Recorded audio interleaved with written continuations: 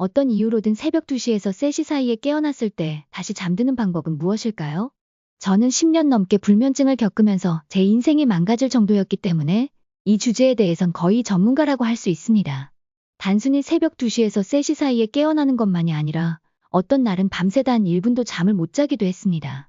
그저 누워있는 것만으로도 말 그대로 고문과 같았어요. 새벽 2시가 특별한 이유는 코르티솔이라는 스트레스 호르몬과 관련된 서카디안 리듬, 즉 생체 리듬 때문입니다. 코르티솔은 스트레스 호르몬인데 정상적으로는 새벽 2시에 가장 낮고 아침 8시에 가장 높아야 합니다. 하지만 저 같은 경우는 완전히 반대였어요. 새벽 2시에 아주 깨어 있었고 아침 8시에는 극도로 피곤했습니다. 저는 정말 모든 방법을 다 시도해봤습니다. 처방약까지도 시도했지만 소용이 없었어요. 사실 당시엔 몰랐지만 그런 약들이 오히려 코르티솔 수치를 높여서 문제를 악화시키는 경우가 많습니다. 자, 그럼 코르티솔 수치를 낮추는 방법이 무엇인지를 생각해 볼 수 있는데요. 가장 큰 방법 중 하나는 바로 마그네슘입니다. 마그네슘은 코르티솔을 실제로 낮추는 능력이 있으며 마그네슘이 부족하면 오히려 코르티솔이 올라갈 수 있습니다. 지금 비디오를 보고 있는 동안 등에 근육 긴장감이 있거나 발끝을 쭉 뻗었을 때 쥐가 나는 경우가 있다면 그것은 마그네슘 결핍의 확실한 신호입니다.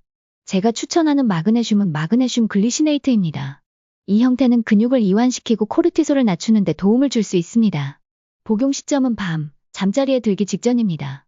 아침 6시경이 되면 우리 몸속 조직의 마그네슘 수치가 가장 낮아지는데 이것이 새벽 시간대의 심장마비, 뇌졸중, 하지불안 증후군 같은 문제가 발생하는 이유 중 하나일 수 있습니다. 또 다른 마그네슘 결핍의 징후는 근육 떨림입니다.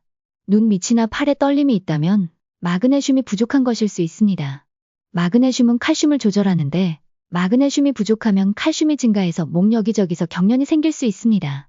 또 새벽 2시에 코르티솔을 높이는 원인은 저혈당 문제일 수 있습니다. 탄수화물을 많이 먹으면 혈당이 올라갔다가 밤새 혈당이 떨어질 때 너무 낮아지면 몸이 코르티솔을 분비해 혈당을 다시 올립니다. 그래서 전날 먹은 식사를 살펴보는 것이 중요합니다. 정제된 탄수화물을 먹었나요? 외식했나요? 식당 음식에 MSG가 들어갔을 수도 있는데 이 또한 혈당과 수면에 영향을 줄 수 있습니다. 알코올도 마찬가지입니다. 술은 잠이 오는 것처럼 느끼게 하지만 실제로는 깊은 수면을 방해하고 새벽 2, 3시에 깨어나게 만들 수 있습니다. 밤늦게 간식을 먹으면 혈당이 올라갔다가 다시 급격히 떨어지면서 깨어날 수 있기 때문에 오후 6시 30분 이후에는 간식을 삼가는 것이 매우 중요합니다.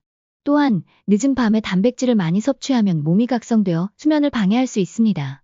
개인적으로 오후 늦게 마지막 식사를 하고 그 이후로 아무것도 먹지 않으면 훨씬 깊이 잘 수 있었습니다. 만약 밤에 감자칩과 같은 짠 음식이 당긴다면 이는 나트륨 결핍 때문일 수 있습니다.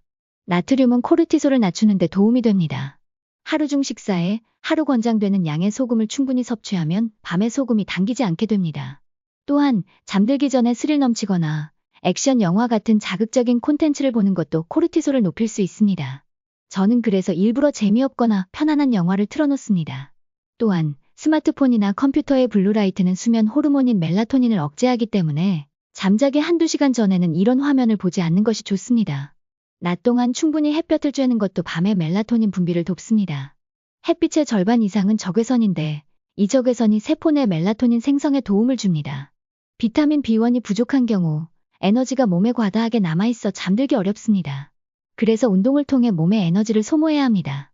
저는 매일 긴 산책을 하거나 운동을 해서 에너지를 발산합니다. 또한 간 기능이 수면에 영향을 줄 수 있습니다. 간은 밤 1시에서 3시 사이에 해독작용을 합니다. 술이나 약물 같은 것을 처리하는 과정에서 간이 과부하되면 수면이 방해받을 수 있습니다. 이럴 때는 밀크시스를 자기 전에 복용하면 좋습니다. 저는 하지불안 증후군도 겪었는데 이는 비타민 B1 또는 마그네슘 결핍으로 인한 경우가 많습니다. 탄수화물을 많이 섭취해서 생기는 경우가 많죠. 자연 비타민 B1과 마그네슘을 섭취하면 이 문제도 쉽게 해결할 수 있습니다. 또한 맥박이 너무 빠르면 칼륨 부족을 의심해 볼 수 있습니다. 과거에 저는 심장이 쿵쾅거리며 잠을 못 이룬 적이 있었는데 맥박을 재어보니 엄청 빨랐어요. 이 역시 탄수화물 과다 섭취 또는 체내 산성화 때문일 수 있습니다. 과거에 저는 콤부차나 사과식초를 진하게 타서 먹었는데 그게 오히려 몸을 산성화시켜 문제를 악화시킨 적도 있었습니다.